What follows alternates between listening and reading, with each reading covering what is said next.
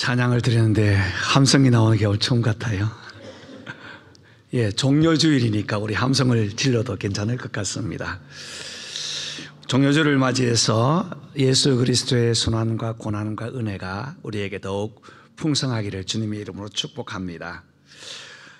예루살렘에 예수님께서 입성하실 때에 종려나무 가지를 들고 흔들었다 해서 종려주일이라는 이름이 붙여졌습니다. 종려나무는 특별한 나무는 아니고요, 팜트리이죠. 캘리포니아 쪽에 많이 있는데 오늘 여러분 손에 하나씩 아마 다 들려지셨을 줄 압니다. 종려주일은 AD 313년 콘스탄틴 대제의 종교 자유와 함께 이 종려주일을 지켜왔습니다. 313년부터 이제 로마 지역 전체는 종교의 자유가 선포되었죠. 그런데 점점 쇠퇴해지면서 하나님의 말씀 은혜보다는 형식적 또 종교적으로 흘러가게 되었어요. 그때 지금 말하는 캐톨릭, 당시에는 기독교였습니다. 기독교가 점점 이렇게 조직화되면서 예수님이 말씀하셨던 그 본성보다는, 그리고 그 말씀보다는 이제 사람들이 자꾸 조직과 체계를 만들었어요. 물론 좋은 의도였지만 그것이 너무 과해지면 종교화가 됩니다. 그래서 의전을 강조하고 또 형식을 강조하고 어떤 예법을 자꾸 만들어서 그것 가지고 하나님께 나가는 것으로 그렇게 변형되었습니다. 그러다가 중세를 지나면서 형식화된 이 종교 개혁이 일어나게 되었죠. 1517년 종교개혁 기간에는 모든 이 형식들이 폐지되었어요. 왜? 하나님의 말씀으로 다시 돌아가자는 겁니다. 그러다가 최근 다시 예수님의 은혜를 우리가 묵상하면서 말씀에 나오는 것들은 어느 정도는 우리가 함께 지키자 해서 이제 다시 개혁교회, 장로교회에서 또 각 교단에서는 이 종려주일을 지킵니다. 어떻게 했다고요? 예수님이 예루살렘에 입성하실 때에 거기에 모인 많은 무리들이 종려가지, 나무 가지를 들고 흔들었다고 했어요. 어떻게 흔들었죠? 우리도 한번 해봅시다. 다 같이 호산나 찬송하리로다. 시작. 호산나 찬송하리로다. 다 같이 호산나 호산나. 예. 호산나라는 말은 우리를 구원하소서라는 말입니다. 누가복음 19장 28절에는 예루살렘을 향하여 앞서 가시던 그 주님께서 감람원이라 불리우는 그 동산에 가게 되었습니다. 그 동산은 여리고에서 예루살렘으로 올라가는 길에 있습니다. 지난주에 우리가 보았던 바디메오의 고향은 바로 여리고였습니다. 여리고는 수면보다 한 200m 정도 낮은 지역이에요. 아주 저지지대입니다. 우리가 잘 아는 여리고성을 거기에 튼튼하게 쌓아 놓았으니 넘어갈 수가 없습니다. 그런데 예루살렘은 수면에서 1200m 정도 높은 곳이에요. 그러니까 200m에 1200m 하면 엄청 높은 지역이죠.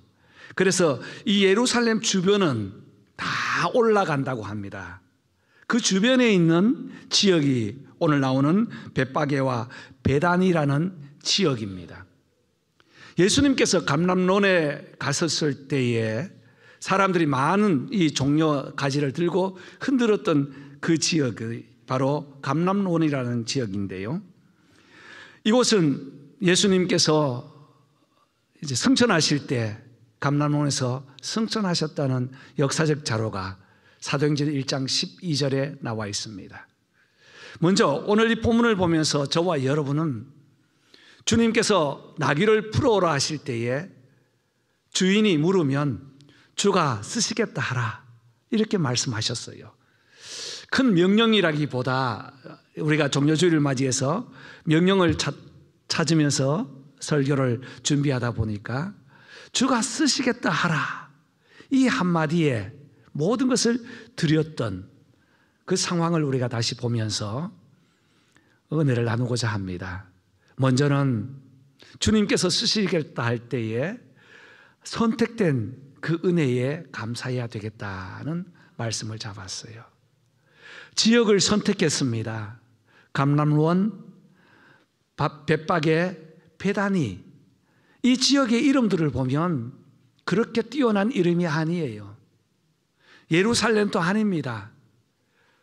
이 지역의 이름들은 모두가 집이라는 이름을 가지고 있어요. 우리 한글 성경에 벳바게라고 되어 있지만 히브리 원래 단어에는 벳라는 단어로 다 되어 있어요. 벳바게. 그리고 베다니가 아니고 벳단이에요. 베들레헴 앞에 벳 있죠? 베델 앞에 벳이에요. 히브리어의 그 단어의 첫 번째는 알렙이 있고요. 두 번째 알파벳이 베스입니다. 알렙은 우리가 A라고 하는 알렙은 황소라는 힘을 나타내요. 그래서 하나님을 쓸 때 엘로힘 할 때 먼저 알 머리에 딱 힘 있는 알파벳을 적고 시작합니다. 두 번째는 집이라는 거예요. 마치 텐트처럼 생겼습니다. 여기에 보면 벳박에는 무화과의 집입니다. 무화과 나무, 설익은 무화과라는 이름을 가지고 있고요. 이 무화과는 1년에 2차례 열린다고 합니다. 그래서 첫 번째 열리는 것은 수확이 아니라 가난한 자들에게 그냥 내주는 것이고, 두 번째 6월 달에 맺히는 그 무화과는 이제 수확을 하게 되는데, 가난한 사람들이 따먹도록 이른 무화과의 집이라는 뜻이 벳바게입니다. 베다니는 가난한 사람, 가난한 자의 집, 슬픔의 집이라는 뜻을 가지고 있어요. 우리가 잘 아는 삼남매가 살았죠. 마르다와 마리아와 나사로, 예수님이 늘 그 가정에 방문했던 사랑했던 가정이었습니다. 모든 이 이름들이 추주된 것은 바로 집이라는 거예요. 여러분, 이 집이라는 것은 안정과 포근과 보호와 또 평안을 누리는 것이 집 아니겠습니까? 하나님의 도움으로 살아간다 하는 의미의 집인 것입니다.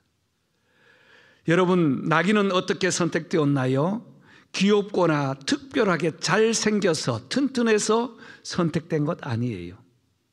아무도 타보지 않는 나귀 새끼라고 했습니다. 어감이 이상해서 저는 새끼 나귀라고 부르겠습니다. 누가복음 19장 30절 보면 아무도 타보지 않는 새끼, 어리고 약하고 길 들여지지 않은 망아지라는 말입니다. 그러나 주님께서 그 망아지 선택을 해서 오늘 귀하게 쓰이게 되는 것을 볼 때에 저와 여러분도 하나님께서 오늘 선택해서 이 자리에 불러주신 줄 믿습니다. 우리가 드러낼 게 무엇이 있나요? 또 잘하는 게 무엇이 있나요?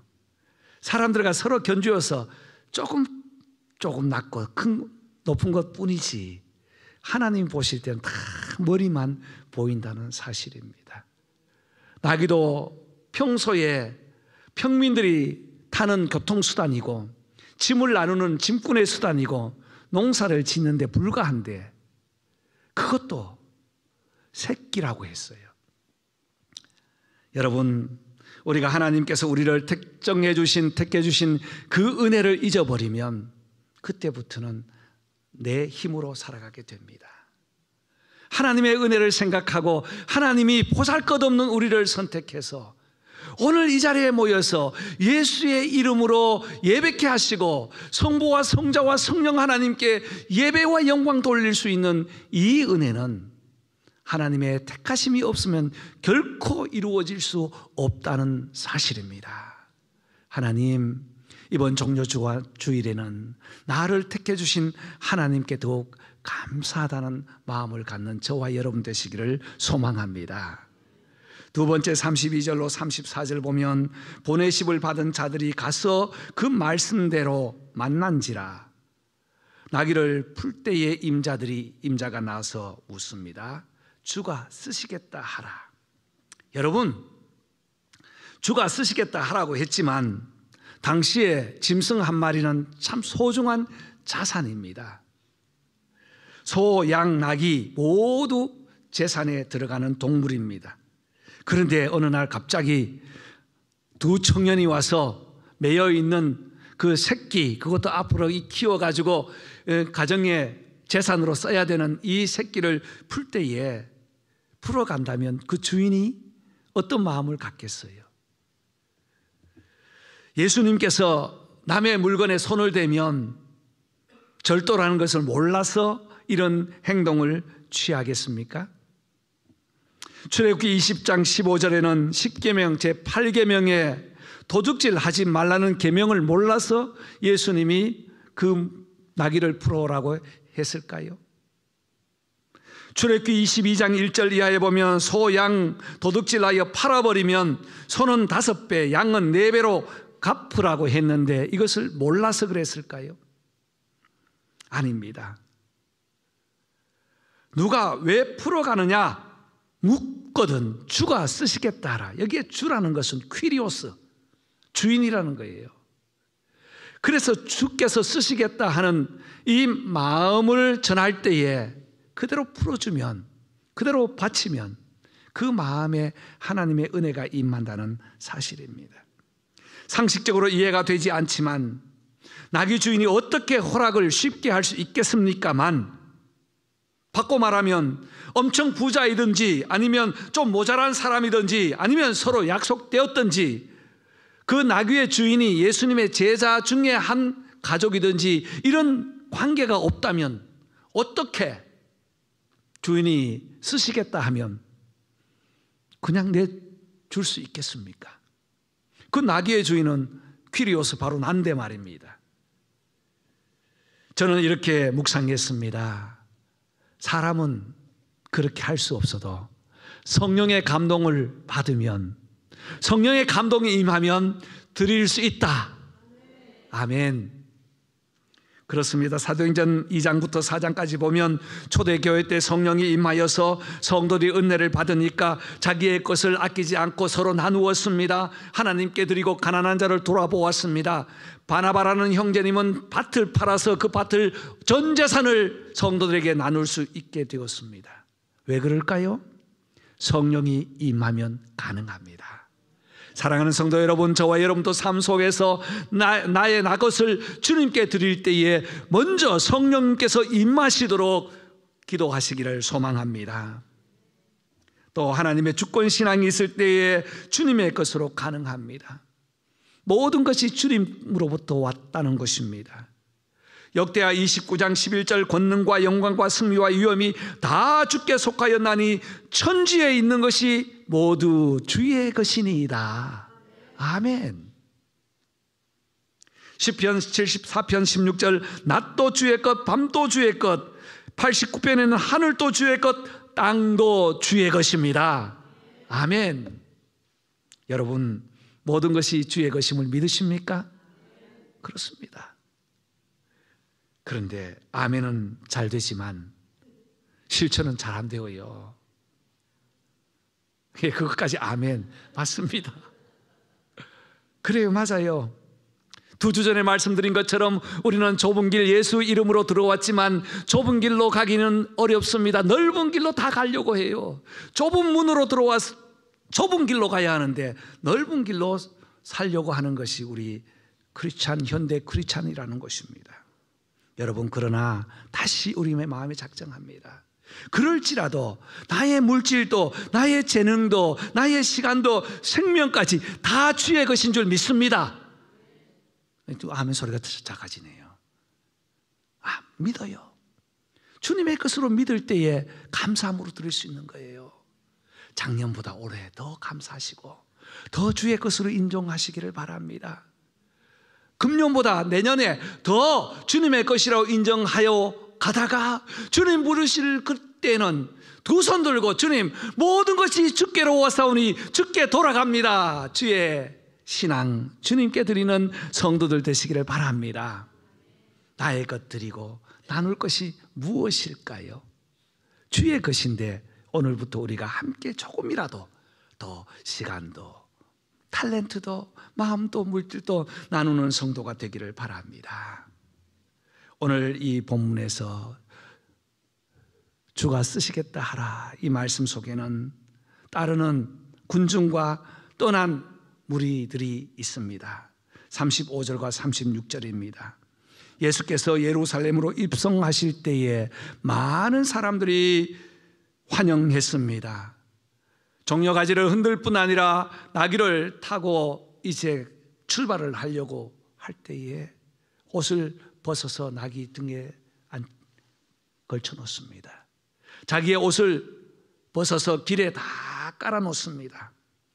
여러분, 종려가지를 든 것은 승리의 상징입니다. 호산나 호산나 외쳤습니다. 나의 하나님 나를 구원하여 주십시오라고 외쳤습니다. 따르는 무리들 보십시오. 얼마나 절박했으면 호산나 호산나 종려가지를 흔들었을까요? 당시에 억압에 짓눌려 있었습니다.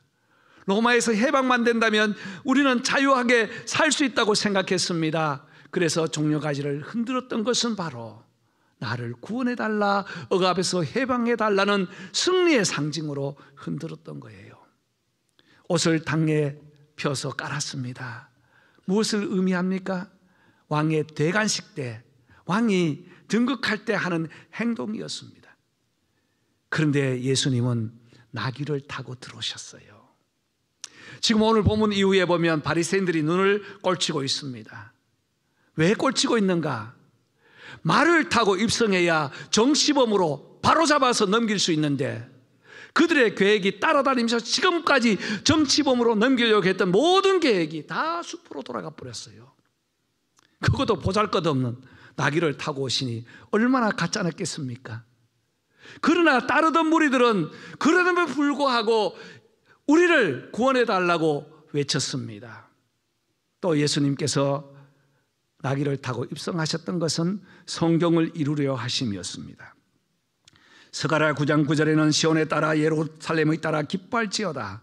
내 왕이 임하나니 그는 공의로우며 구원을 베풀며 나귀를 타나니 나귀의 작은 것 곧 나귀 새끼니라. 말씀을 온전하게 이루시기 위해서 예수님은 걸어가셨습니다. 나귀를 타고 예루살렘에 입성하시고 이제는 십자가를 향해서 걸어가셨습니다. 예수님이 가르치셨던 3년 동안의 모든 말씀은 성경을 다 이루려고 가르쳐 주셨던 것입니다. 그렇습니다. 예수님이 말씀을 다 이루어 주셨어요. 그리고 따르던 군중과 떠난 무리들이 많이 있었는데 예수님께서는 그러는 중에도 구원을 이루어 주셨습니다. 호산나는 예루살렘에 올라갈 때 불렀던 노래입니다.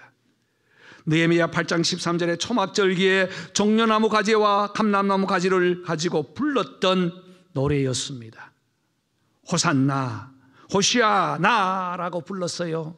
구원하소서 제발 합해서 호시아나라고 불렀는데 한글 표기로는 호산나 호산나라고 합니다. 여러분, 이 호산나는 성경에 많이 나오지 않아요. 5번밖에 나오지 않습니다. 그러나 영적 의미로운 성경 전체에 깔려서 우리를 구원해 주신 우리 주님의 은혜가 오늘 우리에게도 호산나라고 외칠 때 우리의 마음에 차고 넘치게 되는 줄 믿습니다. 여러분, 따르던 무리들 보십시오. 이제 몇 날 있으면 다 떠나가 버립니다. 따를 때는 어떨 때 따릅니까? 나에게 유리할 때, 내가 좋을 때 따르는 것이 따르던 무리였어요. 그러나 나에게 아픔이 오고 어려움이 오면 다 떠나가 버립니다. 오늘 시대에도 따르던 무리들이 참 많이 있습니다. 카일이라는 목사님은 이 따르는 무리들을 보면서 혹시 우리는 팬이 아닌가?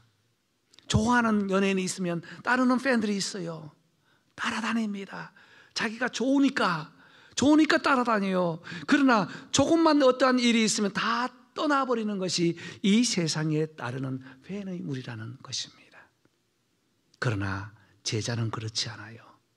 고난 중에도 묵묵하게 끝까지 따라가는 것이 제자입니다.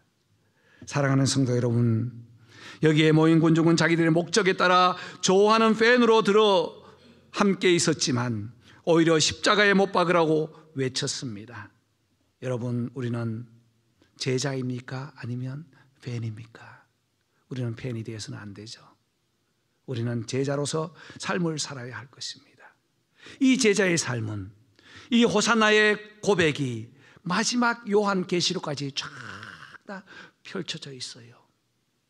요한계시록 7장 9절로 10절까지 말씀해 보면, 각 나라와 족속과 방언과 백성이 셀 수 없는 큰 무리가 흰 옷을 입고 손에 종려가지를 들고 보좌 앞과 어린 양 앞에 서서 큰 소리로 외쳐 가로되, 다 같이 구원하심이 보좌에 하신 우리 하나님과 어린 양께 있도다. 아멘. 여러분, 우리의 신앙 끝날 때까지 주님을 따르는 그 무리에서 주님을 끝까지 섬기는 제자의 삶이 되시기를 바랍니다. 오늘 주가 쓰시겠다고 우리에게 물으면, 하나님, 주님께 드리는 마음 갖겠습니다. 하나님, 주님께 택함 받음에 감사하는 마음 갖겠습니다. 그리고 주님께 끝까지 남아서 주님을 섬기는, 주님 오시는 그날까지 섬기는 종이 되겠습니다. 감사하며 기도하는 한 주간 되시기를 주의 이름으로 축복합니다. 기도하겠습니다.